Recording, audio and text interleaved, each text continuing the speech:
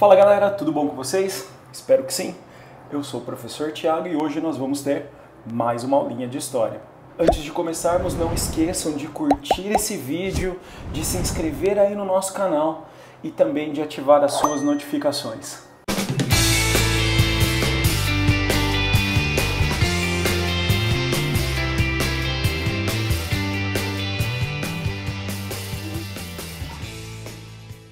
O tema de hoje será... Vamos falar hoje sobre a primeira revolução industrial, pessoal. A primeira revolução industrial aconteceu na Inglaterra.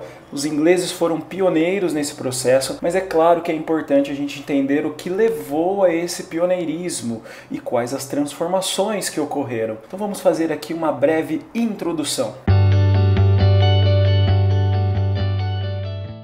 Durante a Idade Moderna, pessoal, que você está vendo aqui a linha do tempo, nós tivemos a ascensão do capitalismo comercial, aquele capitalismo baseado no mercantilismo, onde nós tivemos a intensa exploração das colônias, principalmente aqui na América.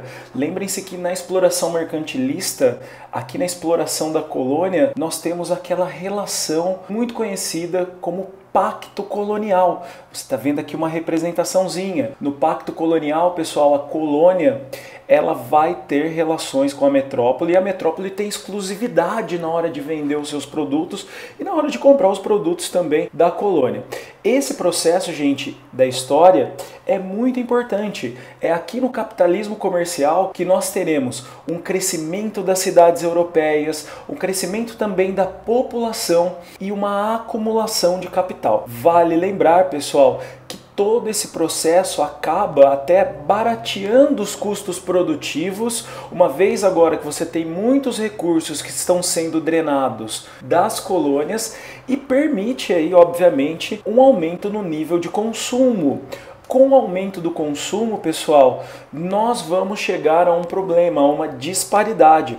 Qual é a disparidade? Caiu o custo de produção, se eu tenho muita matéria-prima vindo da colônia, eu tenho muito recurso vindo da colônia, aumentou o consumo. O que é que eu não tenho, pessoal? Eu não tenho uma produção em larga escala para atender essa necessidade de aumento produtivo. Então é aqui que eu quero que vocês tomem bastante cuidado, pessoal. Quando eu falo para vocês em revolução industrial, a gente tem que entender que não é do nada que vai acontecer esse processo tão transformador e que influenciou muito a idade contemporânea e mesmo o final da Idade Moderna. A Revolução Industrial, gente, ela se encaixa perfeitamente num contexto histórico onde há necessidade de aumento da produção. Então, quando a gente fala ali nas invenções, ninguém vai inventar nada ao acaso aqui nesse processo de Revolução Industrial. As invenções visavam sempre o quê? Reduzir custo produtivo, aumentar ali o consumo com a redução desses custos, produzir em larga escala. Então, o contexto da Idade Moderna é um contexto perfeito para que se ocorra a Revolução Industrial. Bem, agora, por que nós temos essa disparidade, pessoal? Qual é o problema com relação à produção? Nós temos aqui algumas formas de trabalho que são ali, que existem, melhor dizendo, até hoje. Então nós temos o trabalho, por exemplo, artesanal, que é manual, doméstico, sem divisão das etapas do trabalho, muitas vezes. E aqui nós temos também uma pouquíssima separação entre capital e trabalho. Então o artesão que trabalha na sua casa, por exemplo, ele produz ali a sua encomenda, faz todas as etapas dessa produção, realiza todas as etapas, entrega o produto feito e recebe ali o equivalente ao que ele trabalhou. Óbvio que a produção artesanal, gente, ela é extremamente rudimentar e com uma baixa produtividade. Com esse contexto de transformação, de desenvolvimento econômico, o sistema artesanal começa a não dar conta mais das necessidades. Então nós teremos a criação de um sistema chamado de manufatura. A manufatura, pessoal, continua com o trabalho doméstico, só que agora você tem um chefe, você tem um líder nesse processo que vai dividir as etapas de produção, vai promover ali a ascensão do trabalho assalariado e assim você tem um aumento da produtividade. Então cada um faz uma etapa, se especializa no que está produzindo, produz em larga escala, reduz custo de produção e produz muito mais. Mas o crescimento da população foi acontecendo, o desenvolvimento econômico também, e o sistema manufatureiro não dará conta de atender as necessidades. Então o que nós vamos ter? O surgimento da maquinofatura.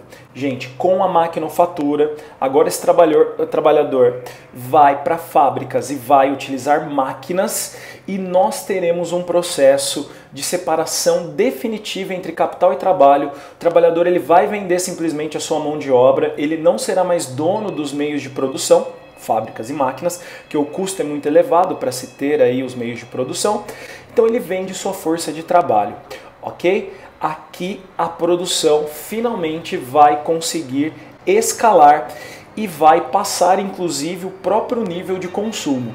Não é à toa que nós tivemos crises sucessivas, tanto no século XIX quanto no século XX, de superprodução. A mais famosa de todas é a crise de 29. Então nós estamos falando aqui da primeira revolução industrial. Para entender a primeira revolução industrial, precisamos entender o porquê do pioneirismo inglês. Então vamos lá. A Inglaterra, pessoal, passa ali na Baixa Idade Média e principalmente na Idade Moderna por um enorme desenvolvimento econômico. Desenvolvimento ali fruto do comércio de manufaturas têxteis que ocorrem desde a Baixa Idade Média, desenvolvimento também relacionado a uma marinha ali muito pujante, uma indústria naval muito importante. Nós temos ali a Inglaterra firmando acordos comerciais vantajosos. Um dos mais famosos era aquele acordo com Portugal, Tratado de Panos e Vinhos, Tratado de Mitwin. Tudo isso permitiu que os ingleses acumulassem muito capital e pudessem realizar ali a Revolução Industrial. Outra coisa que é determinante ali para esse pioneirismo inglês é a Revolução Burguesa Precoce pela qual os ingleses passaram. Lembrem-se, Revolução Puritana, lá em 1649, decapitou o rei Carlos I, dando um golpe ali no próprio absolutismo. A Revolução Puritana, gente, foi logo após essa revolução, nós tivemos ali o governo do Oliver Cromwell, a única república na história da Inglaterra, onde nós tivemos o ato de navegação, importantíssimo, porque o ato de navegação impulsionou a produção industrial, impulsionou a produção de navios, uma vez agora que mercadorias vão chegar à Inglaterra apenas transportados por navios ingleses. A Inglaterra, gente, torna-se a senhora dos mares. Vence ali a Holanda, inclusive, nesse contexto, nas guerras de navegação. Na sequência, pessoal, nós tivemos a Revolução Gloriosa. Revolução Gloriosa, pessoal, coloca o parlamento numa condição superior ao poder real. E dessa forma, nós temos um Estado preparado para realizar transformações que tem como objetivo beneficiar a burguesia, beneficiar a chamada gentry, que era uma aristocracia aburguesada que vivia no campo na Inglaterra. Vale lembrar, gente, que para isso acontecer, inclusive, foi criado o Banco da Inglaterra, que vai financiar a Revolução Industrial. E nós teremos também um ato de tolerância, acabando com conflitos religiosos em terras inglesas. Então, notem que não é do nada que a Inglaterra torna-se pioneira. Inglaterra, potência marítima, isso é importantíssimo para ter acesso à matéria-prima, a mercados. Tem vitórias militares sobre a Espanha em 1588, a Rainha Elizabeth derrotou a invencível armada espanhola. Vitória na Guerra de Navegação, como eu disse há pouco, sobre a Holanda. É a rainha dos mares, é a principal potência marítima. Expansão do seu comércio colonial, e não só do seu comércio colonial, por exemplo, com a América, mas também com colônias, tanto da Espanha quanto de Portugal. Lembrem-se que além do Tratado de Mitwin havia outros tratados, como o Tratado de Utrecht, que permitiu o asiento e também o permisso, tratados esses que garantiram a venda de produtos ingleses na América Espanhola e também produtos, aliás, tráfico de escravos, antes até da Revolução Industrial, lá com a América Espanhola. Outra ação importante foi a dos cercamentos ou enclosures. Cercamentos, nós tivemos um processo onde as terras ali foram confiscadas do camponês que não tinha título de propriedade. Esse camponês é expulso dessa terra, onde ele produzia de forma de subsistência, ele é obrigado a ir para o campo. Aliás, ele é obrigado, obviamente, a ir para a cidade, onde ele vai se transformar em mão de obra barata nas fábricas, ok? E vale lembrar que os cercamentos vêm ocorrendo desde o final da Baixa Idade Média. E esse processo leva à ocupação do campo por essa gentry, por essa aristocracia aí que é a burguesada na Inglaterra, que tem ali mentalidade capitalista. E nós teremos uma revolução industrial também no campo. O campo vai ser mecanizado, aumenta a produção e dessa forma o campo vai atender as necessidades urbanas, essa cidade que está crescendo aí de forma muito rápida, um crescimento demográfico também que é gigantesco. A Inglaterra também tinha recursos naturais em abundância. Quando nós falamos da primeira revolução industrial, devemos sempre lembrar do ferro e do carvão. Carvão, pessoal, que vai alimentar aí os motores a vapor, que são as principais formas aí de utilização da energia na primeira revolução industrial. Siderúrgicas vão surgir ali e vão promover ali o advento do ferro. E a Inglaterra tem esses produtos, tem esses minerais em larga escala no seu próprio território. Vale lembrar também que a Inglaterra passa por um processo de estabilidade pós-Revolução Gloriosa. Enquanto a Europa continental vai mergulhar em revoluções, a Inglaterra já fez o seu processo revolucionário e vai ali manter uma estabilidade, vai manter uma constância política, e essa estabilidade é determinante também, obviamente, para o processo de revolução industrial. Ideologicamente, pessoal, podemos considerar o puritanismo como uma mola propulsora para o desenvolvimento capitalista, para o desenvolvimento industrial. O puritano, gente, é o calvinista inglês, que acredita na predestinação, que acredita que o trabalho é uma vocação, que acredita que acumular capital, ter espírito de poupança, ter uma vida ali austera, é na verdade sinais, aliás, tudo isso são sinais das virtudes santificadoras, sinais de predestinação, sinais de salvação. Então, notem que a Inglaterra reuniu uma série de condições para que ela pudesse ser pioneira na Revolução Industrial, ok? Vamos falar agora das consequências. Primeira consequência importante, pessoal, nós vamos ter a partir desse momento o início ali da transição do capitalismo comercial para o capitalismo industrial. Pessoal, quando você tem uma transformação econômica desse porte, óbvio que isso vai afetar toda a estrutura social, toda a estrutura, obviamente, econômica e também toda a estrutura cultural de uma sociedade. E os efeitos aqui serão globais. O mundo todo vai ser inserido nesse novo capitalismo. Nós teremos uma decadência do sistema colonial e do mercantilismo. No lugar do mercantilismo, a ascensão do liberalismo, aquela tese que acredita que o Estado não deve ser intervencionista, aquela tese que valoriza o trabalho livre como forma de obtenção de riqueza. Lembrem-se ali do Adam Smith nesse contexto, ok? Livre mercado, mão invisível, as coisas se autorregulam.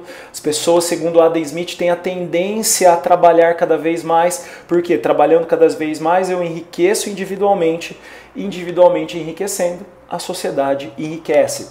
Nós temos, por conta disso também, dessa transformação no capitalismo industrial, um aumento produtivo gigantesco e uma necessidade cada vez maior do que? Da expansão de mercados. Por conta disso, a própria Inglaterra começa a defender teses muito interessantes e até contraditórias com o que ela fazia ali no começo, até o começo do século XVIII. A Inglaterra vai ser contrária à escravidão. A partir ali do começo do século XIX, ela começa a pressionar também outros países a acabarem com o tráfico, a acabarem com o sistema escravista, porque ela entende que há necessidade do aumento do mercado consumidor. Trabalho escravo não consome. Outra coisa, a Inglaterra passa a defender e apoiar a emancipação da América Latina. América Espanhola, América portuguesa. Por quê? Quebrando o pacto colonial, você termina com aquele exclusivismo e você pode negociar diretamente com esses países recém-formados. Inglaterra defende inclusive a própria fragmentação da América porque fica mais fácil você negociar com pequenos países com economias muito frágeis. Mas da mesma forma que a Inglaterra defende a liberdade, é a Inglaterra a maior dona de colônias na África e na Ásia no século XIX e XX, processo conhecido como neocolonialismo. Então notem, pessoal, que a ideia de liberdade ou de opressão, elas vão caminhar sempre juntas com o quê? Com a ideia de expansão dos mercados. Então se eu preciso libertar para expandir mercados, vamos defender a liberdade. Se eu preciso colonizar e controlar para poder ali aumentar os mercados, vamos defender a colônia, vamos defender o neocolonialismo. Tranquilo? Efeitos sociais, pessoal. Nós teremos gravíssimos problemas sociais. Artesão e camponese, gente, eles foram arruinados na Inglaterra com a Revolução Industrial. Não conseguem concorrer, não conseguem produzir em larga escala, os produtos não têm a mesma qualidade de um produto industrial. Então, nós teremos ali um processo de destruição do campesinato, destruição do artesão e a ascensão de um novo grupo. Que novo grupo é esse, gente? É o proletariado. Proletariado é aquele que só tem dele a prole, o filho, não tem acesso aos meios de produção, fábrica e máquinas, porque são muito caros, e ele tem que vender a sua mão de obra para poder sobreviver, certo? Aqui, galera, a exploração vai ser gigantesca, nós teremos uma divisão do trabalho cada vez maior, uma especialização do trabalho cada vez maior. O trabalhador ele vai ficar incapaz de produzir algo por completo. Esse processo onde esse trabalhador não consegue mais produzir algo por completo, pessoal, é chamado de alienação do trabalho pelo Karl Marx. Dá uma olhadinha aqui nessa tirinha, ó. Vou me aposentar amanhã. Sabe o que vou fazer? Andar até o fim desta linha de montagem e descobrir o que estou fazendo há 30 anos. Galera, a alienação do trabalho vai ser terrível sobre o proletariado. Ele vai se transformar meramente numa ferramenta, numa peça do sistema produtivo, que como é uma peça barata, uma mão de obra barata, pode ser substituída a qualquer momento. É clássico aquele filme do Chaplin também, O Tempos Modernos. Vocês devem lembrar daquela cena que ele está apertando o parafuso e as máquinas começam a imprimir um ritmo muito rápido até que ele não dá conta e por conta daqueles movimentos repetitivos ele até enlouquece. Então cuidado com esse tema alienação do trabalho. Fora isso, pessoal, nós temos, por conta até do próprio liberalismo aqui, da crença da autorregulação do mercado, uma inexistência de leis trabalhistas. Então as condições de vida e de trabalho são péssimas. Longas jornadas que muitas vezes chegavam a 14, 16 horas por dia, castigos físicos, fábricas insalubres, nenhuma garantia de emprego, você poderia ser dispensado a qualquer momento, você não tem salário mínimo e se explora muito o trabalho infantil e o trabalho das mulheres. Por quê, gente? Trabalho infantil e trabalho feminino pagam menos, o valor ali da remuneração é bem menor comparada com o homem adulto, típico de sociedades patriarcais, né? Onde a desigualdade de gênero é enorme. E vocês sabem, hoje em dia ainda no Brasil, segundo dados do IBGE, a mulher em média no Brasil recebe 24% menos que o homem.